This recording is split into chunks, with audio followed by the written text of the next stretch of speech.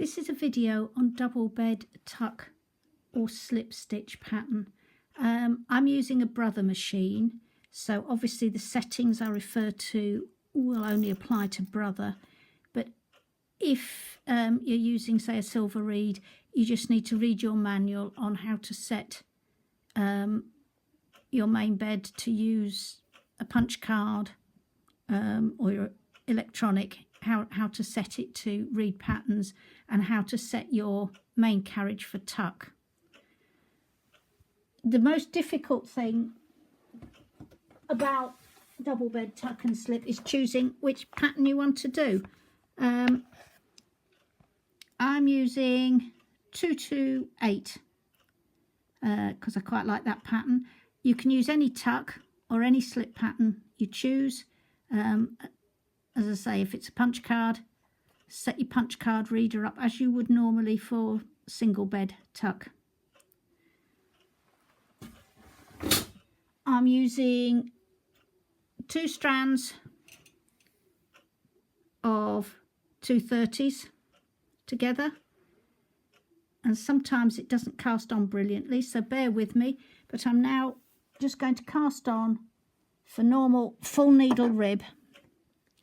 You need to make sure that you have your pitch setting on H, and for a Brother I have the carriage set on sort of -0 and the slide lever on 2, and the same with the main bed is on -0, and just cast on and do a normal zigzag row.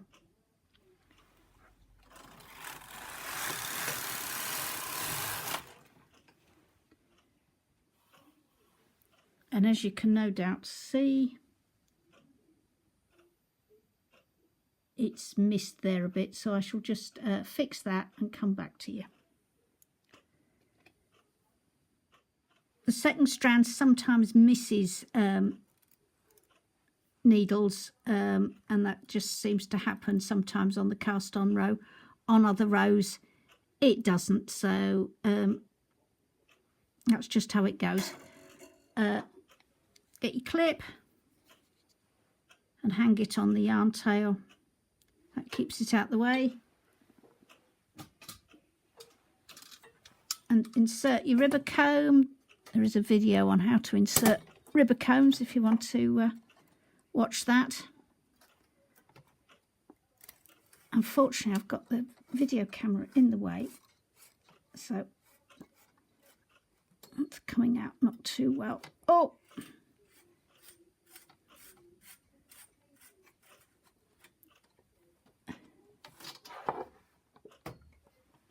Make sure it's down.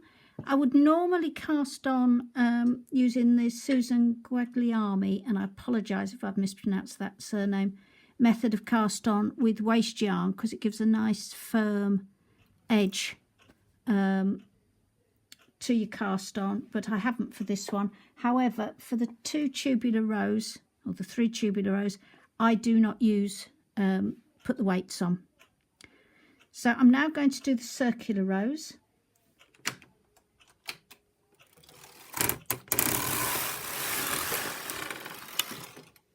And I'll show you how I've set the carriage up. On the main carriage, I've got the left-hand part button in, and on the ribber carriage, I've got the right-hand part button up. Obviously, check your manual. If you're on a Silver Reed, check your manual on how to do the tubular or circular rows. I now do the second circular row.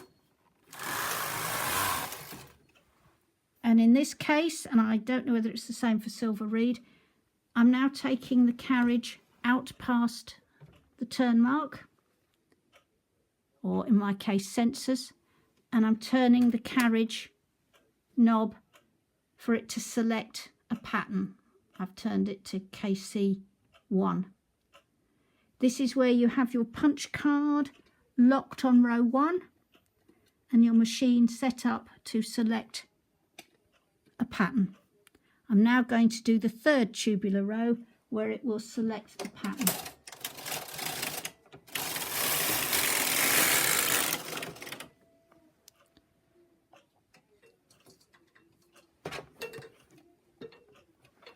And hopefully you can see on my brother, it has now selected needles for patterning. I now need to put the weights on, which you need on most Japanese machines to keep the knitting down. Weighted down. Put it in the wrong hole.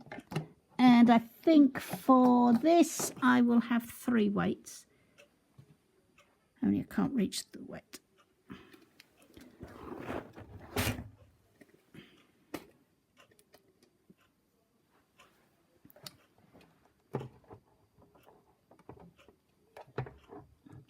You would then release your pattern, because we're now going to knit this. So you take it off tubular, which in this case is push that down. I turn the slide knob to 1, and I'm going to try tension 3. You will have to experiment. On the top bed, I turn that to 3, and I cancel my part buttons, but I push in my tuck buttons. So again, check your manual on how to set your machine for tuck. But it's only the main bed that's set for tuck. Everything else on the ribber is plain.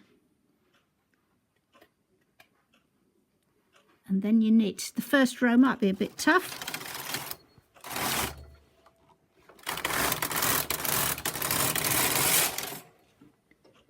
Check that your comb is dropping down for the first 2 rows.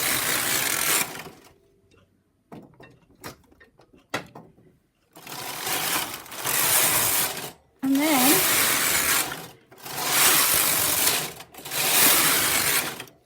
you just knit until you've got it as long as you want.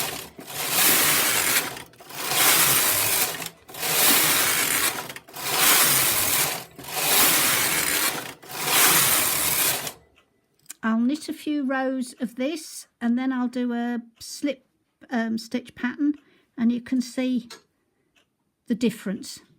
Okay, I've knitted a few rows in the pattern. Bearing in mind it's tuck stitch, so you have to knit more rows for the length. I've knitted a few rows in full needle rib just to separate. I've chosen another pattern. This is a skip stitch pattern, which looks quite pretty. As you can see, it's on there. But again, just change your punch card or pattern in your electronic and lock the pattern on row 1. Again, for brother, pass the turn mark and turn it onto KC1.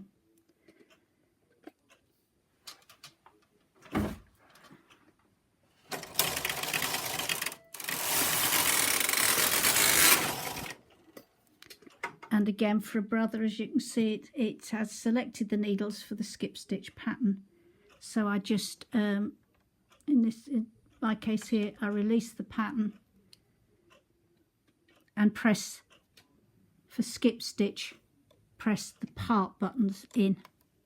On a brother, on a silver reed, select your setting for slip stitch. It's called slip stitch or skip stitch in different manuals. And again, just carry on knitting. I'll come back and show you what it all looks like. This is completed. As you can see, that's the tuck stitch. Note the fact that it lies completely flat. So if you were doing a blanket or a scarf, you don't have to put any edging on. Just twizzle it so you can see. The skip stitch, it's quite difficult to see because of the ribber in the middle, the ribber stitches in the middle. You don't get such a pronounced pattern, and it's a bit difficult to see. Maybe if I hold it up, my arms aren't long enough. hold it up, and you can see that there is that pattern of the bows there, but it's quite subtle. But it does look quite nice on baby blankets that I've done it on. And you just get a subtle, and the back,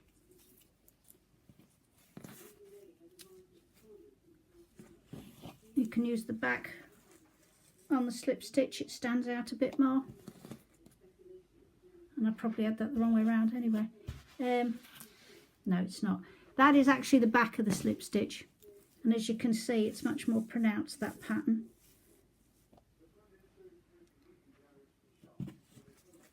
And that's the back of the tuck stitch,